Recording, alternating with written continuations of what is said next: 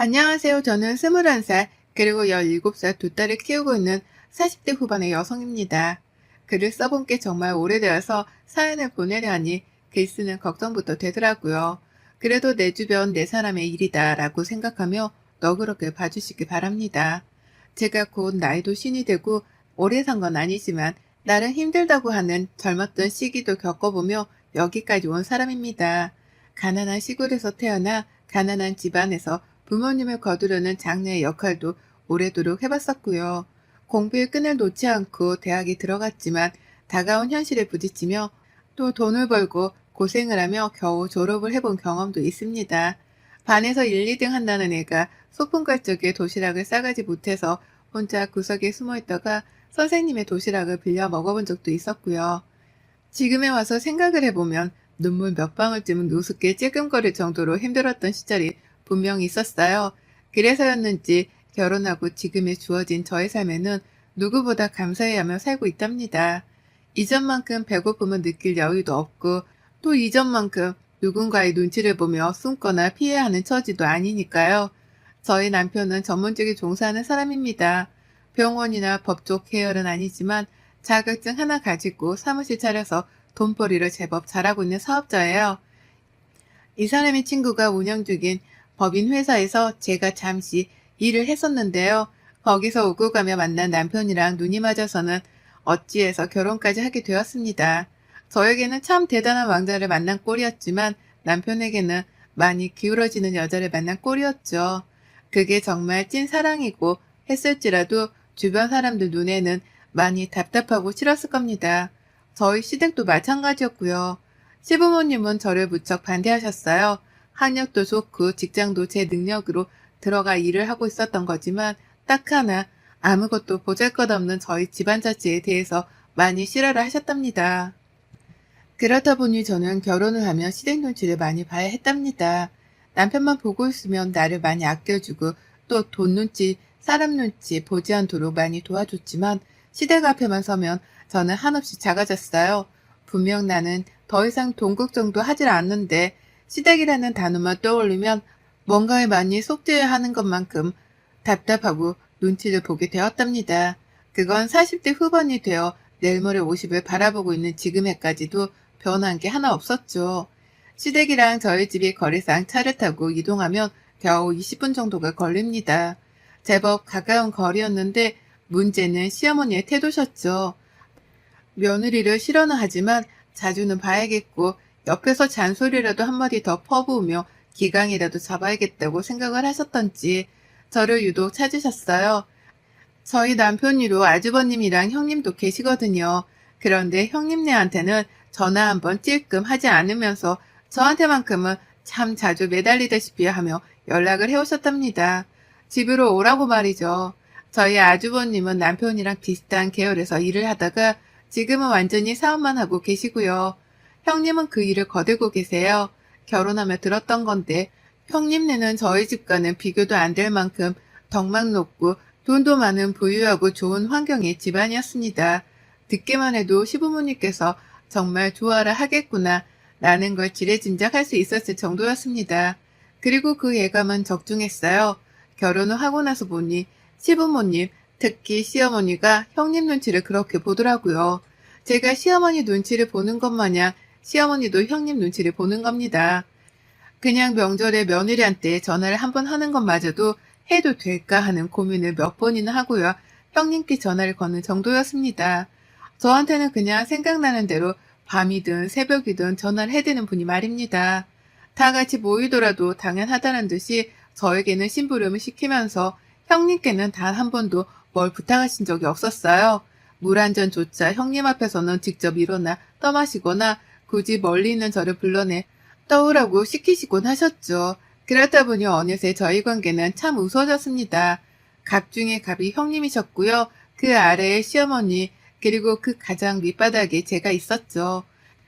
형님도 저를 부려먹는 시어머니의 태도가 익숙하셨던지 어느새부턴가 저에게까지 심부름을 시켜대며 시모 노릇을 하려고 들었어요. 어느새부턴가 수저 하나 놓는 것도 저한테 하라고 시켜대더라고요. 시어머니는 그걸 보며 또 가만히 계시다 잔소리로 더 거들었습니다.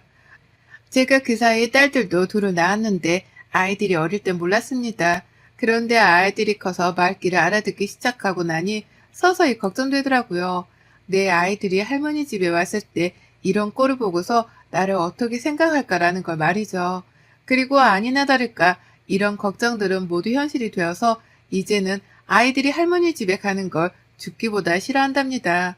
가면 엄마 혼자 종년마냥 일을 하고 또 나이대가 비슷한 형님의 시중까지 받들며 힘들어하는 꼴을 봐야만 했으니까요. 남편 하나만 보고 살면 정말 저는 복받은 사람이었어요. 전보다 훨 좋은 환경에서 잘 살고 있는 게 분명한데 시댁하고 얽히기만 하면 저는 언제나 현실 파악을 하곤 했죠. 난 그냥 태생이 못나게 태어난 사람이라서 눈치 보는 팔자를 절대로 고치지 못하는가 보구나 라는 걸 말입니다. 그런 저를 보고서 안쓰럽지도 않은지 시어머니랑 형님은 갈수록 저를 대하는 태도가 기고만장해졌어요.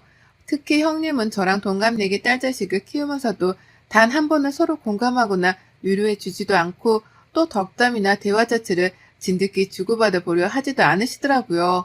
오히려 뜬금없게도 제가 좋은 대학을 나왔다는 것을 문제 삼으며 몇 번이고 제 자존심에 스크래치를 내셨답니다. 그 좋은 대학을 나와서도 결국 결혼해서 집에 붙어있지 않냐며 시어머니랑 이 말을 농담이라 뱉어내며 깔깔거리고 웃으신 적도 있었고요. 저희 아이가 학교에서 내내 전교 1, 2등을 놓치지 않으며 좋은 성적을 받아올 때에도 저희 남편이 자랑하는 말에는 침묵을 하고 계시다가도 제가 기분 좋다며 따라 웃으면 그래도 동서머리가 영 돌대가리는 아니었나 보네. 나는 막말을 퍼부으며 가소롭단 듯 웃어보기도 했어요.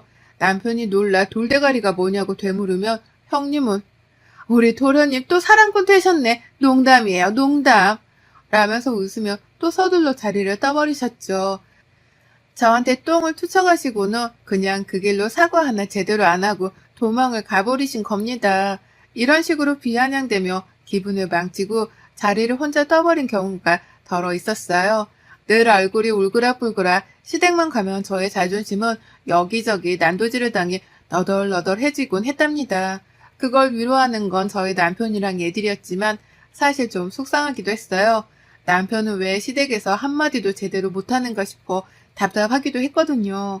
시댁에서 받을 재산이라도 생각을 해서 가만히 얌전을 떠는 건가 싶기도 했고 나를 정말 소중한 사람으로 생각해 주질 않는가 보구나 싶기도 해서 저 혼자 실망을 했습니다.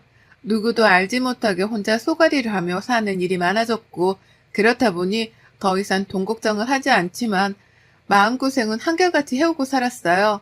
그러다 저희 큰아이가 작년에 수능을 칠 나이가 되었고요. 저희 아이는 재수를 하게 되었습니다.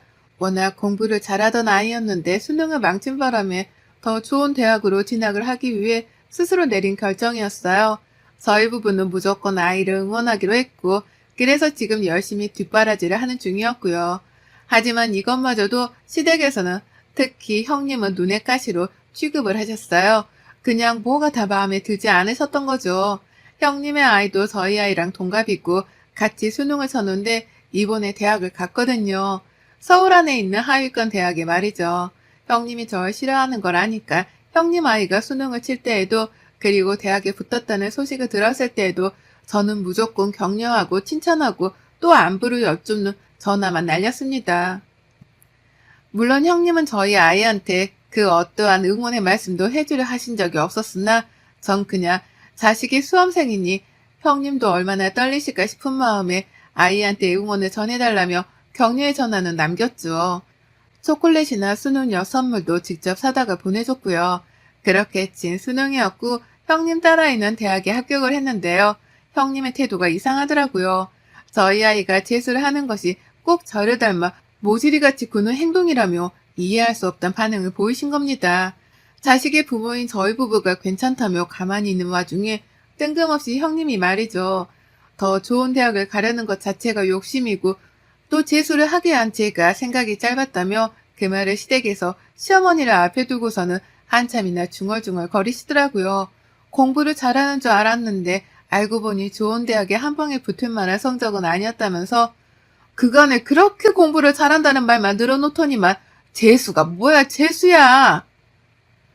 어머님, 저 진짜 깜짝 놀랐잖아요. 라고 말씀을 하셨죠. 가뜩이나 우리 아이가 힘들까 싶어 걱정도 됐고 미안함이 큰데 저를 앞에 세워두고 이런 소리를 주고받다니 전 정말 충격이었습니다. 그런데도 형님은 충격받은 제 얼굴이 안중에도 없었는지 막말을 계속해서 뱉었죠. 다음에 만나도 또 그 다음에 봐도 늘 재수하는 아이는 잘 있냐는 말과 함께 자신은 절대로 자식에게 재수를 안 시킬 거라는 비교하는 말을 내려놓으셨답니다. 우리 아이가 정말로 좋은 대학에 합격을 할까 싶어 불안하기라도 하셨던지 좋은 대학에 간다고 쳐도 재수를 한다고 낭비한 그 1년을 누가 보상해 주는데 난 진짜 도서가 이해 안 가. 라는 말로 나중을 대비한 쐐기를 박아놓기도 하셨고요. 저희 아이가 계속해서 모의고사에서 좋은 성적을 거두고 있었거든요. 남편이 철부지 마냥 시어머니 앞에서 아이 칭찬 좀 해달라며 말을 꺼냈더니만 그걸 가지고서 형님이 또 시비를 거신 것이었어요. 하여간 부딪혀봤자 좋은 소리를 듣지 못했고 그래서 우리 사이의 거리는 절대로 좁혀지지 않았답니다. 저도 힘들게 공부하는 우리 아이 흉까지 보기 시작한 형님을 슬슬 용서하지 못하기 시작했고요. 그러다 이번 추석 저에게는 악몽과도 같은 시간이었습니다. 저희 집안에서 추석에 시댁부터 가는 건 당연했는지라 당연스레 시댁부터 찾았어요. 갔더니만 형님네가 먼저 계셨고 형님의 애들도 다 와 있더라고요. 아니나 다를까 자리에서 일어나 제대로 인사다운 인사도 하질 않은 채 앉아만 계시던 형님. 시작부터 기운이 껄끄러웠습니다. 늘 당해왔던 일임에도 불구하고 왠지 이번만큼은 느껴지는 분노가 꽤나 컸죠. 속으로 한숨을 팍 쉬면서 집안 눈치를 또 살피는데 어머님이 바로 부엌으로다가 저를 부르시더라고요. 가보니 명절 제사를 지낸다며 시어머니가 준비해 놓은 식재료가 한가득이었고요. 어머님은 당장이라도 요리를 하고 싶었으나 형님을 부르기는 눈치가 보였었던지 기다리다 제가 도착을 하자마자 저를 불러선 부엌에서 요리를 시작하셨습니다.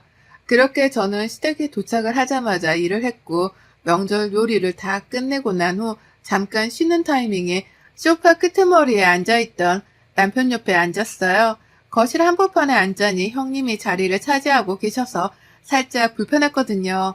그런데 형님이 고개를 돌려가면서 저를 찾더니만 거실 한복판에 앉으라며 저를 부르는 게 아니겠어요? 참고로 형님 나이는 쉰입니다. 나이가 반 100살인 어른이라고요.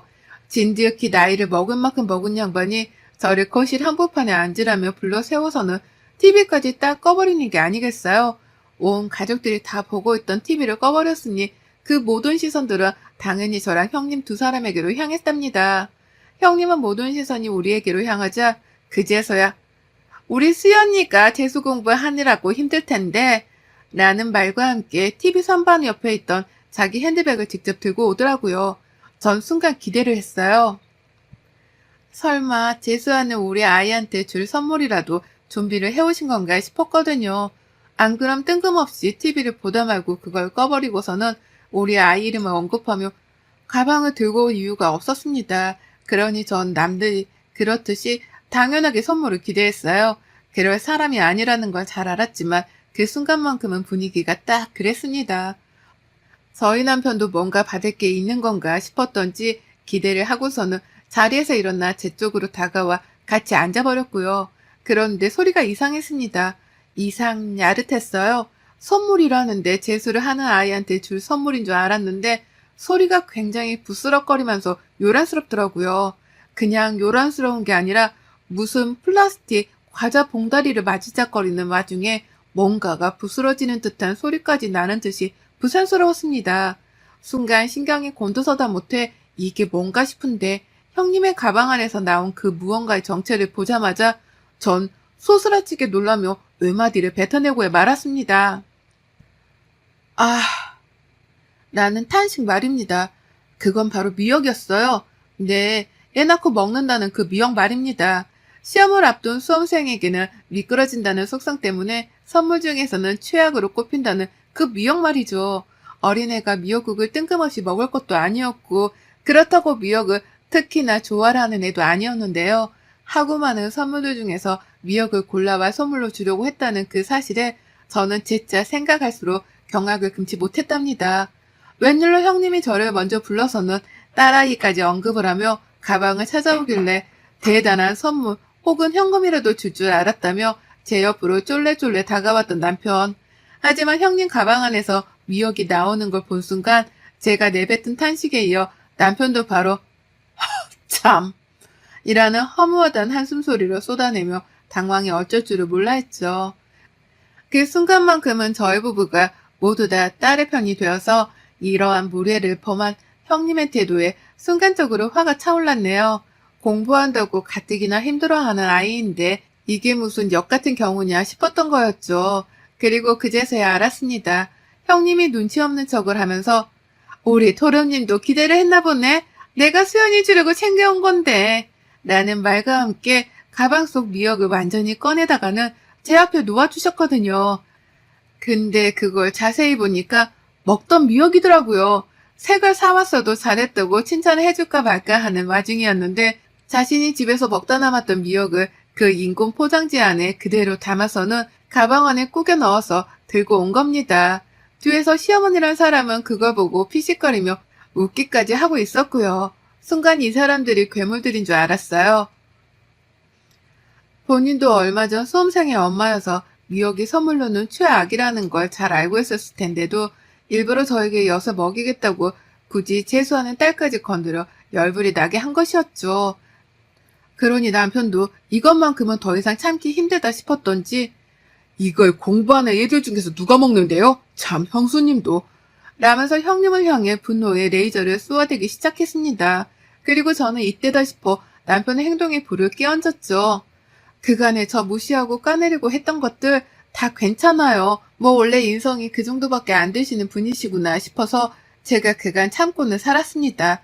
근데 이건 아니죠. 지금도 독서실 가서 힘들게 공부하고 있는 애가 무슨 잘못이 있다고 이런 추태를 벌이세요? 라고 형님께 쏘아 물었어요. 웃음기 하나 없이 살기 가득한 표정으로 말이죠. 남편도 제가 한 말에 가슴이 아프고 감동이었던지 딸을 지켜보겠다며 자리에서 벌떡 일어나 당장 그 미역을 쓰레기통에 가져다 버렸고요. 그러자 형님은 아주 당황을 하며 말씀하셨어요. 내가 뭘 잘못했다고 부부가 같이 나서서 이래? 내가 기껏 생각해서 챙겨왔구만. 부부가 참 너무하네. 라면서 혼자 착한 척, 신경 써준 척은 다 하면서 오히려 저희를 비난하시더라고요. 오버하는 중이라는 말까지 하셨답니다. 그러니 저는 내가 오버를 하는 건가 싶다가도 도저히 용납이 되질 않는 형님의 말씀에 결국 화를 터뜨리고야 말았어요. 거참, 나이값 좀 하고 사세요. 반백살 먹은 양반이 유치하게 뭐하는 짓이야 이게? 정말 수준 낮아서 더는 같이 상종을 못 해주겠네. 라는 말과 함께 자리에서 벌떡 일어나 버렸습니다. 그리고는 남편이 쓰레기통에 가져다 버렸던 그 미역을 다시 꺼내 가져와서는 거실 한복판에서 난리를 쳤죠. 미역을 손으로 부시고 쪼개고 바닥에 떨어뜨려 발로 밟아가면서 시댁을 개판으로 만들어 버렸답니다. 난리부르스로 떨었어요. 형님께는 사과란 말도 안 했어요. 어차피 그 성격에 사과 따위는 없다는 걸 제가 누구보다 잘 알았거든요. 기대하는 게 없었기 때문에 사과는 바라지도 않았고요. 전 단지 제가 지금 너무 화가 나다 못해 감정을 다스릴 수가 없으니 내가 미치면 얼마나 미치는지에 대해서 보여줘야겠다는 생각뿐이었습니다. 그래서 멀쩡한 미역을 갖다가 형님이 보시는 앞에서 미역을 부셔다가 버려댔죠. 정말 한순간에 시댁은 시커먼 것들이 사방팔방에 뿌려져서 난리였어요. 딴 게 아니라 이게 바로 개판이구나 싶었습니다. 남편은 흥분한 저를 말려야겠다 싶으면서도 속이 시원하긴 했던지 슬그머니 바닥에 떨어진 미역을 발로 차버리더라고요. 그건 정말로 제 남편이 미역을 갖다 버린 것에 이어서 할 수 있는 최선의 방법이었기에 전 흐뭇해하면서 내버려뒀어요. 그리고 그난리가 난 시댁을 뒤려한 채 제사상이고 뭐고 아무것도 도울 생각을 안 한 채 집에 가고자 남편을 불렀습니다. 갈 준비를 하라고 말이죠. 시어머니는 그제서야 앞에 나서서 어딜 가냐며 절 붙잡으려 하셨어요. 제가 가버리면 집안에서 제사를 도울 며느리가 없었기 때문에 혼자 그 개고생을 다 하셔야 했거든요. 그게 겁이 났던지 제가 가면 안 된다는 걸 아시고는 어떻게든 붙잡으려 하셨는데요. 전 그런 어머님을 뿌리치고선 급기야 다시는 시댁에 찾아오질 않을 테니 알아서들 침묵 다지며 잘 지내라는 말을 통보해 버렸답니다. 둘째 며느리는 이제 없는 취급하고 사셔도 된다고 하면서 말이죠. 그 순간 시어머니의 눈동자가 흔들리는 게 보였습니다. 저를 자꾸만 힘들게 하면 이런 상황이 올 거라는 거 예상하지 못했던 건지 놀라다 못해 충격을 받은 표정이시더라고요.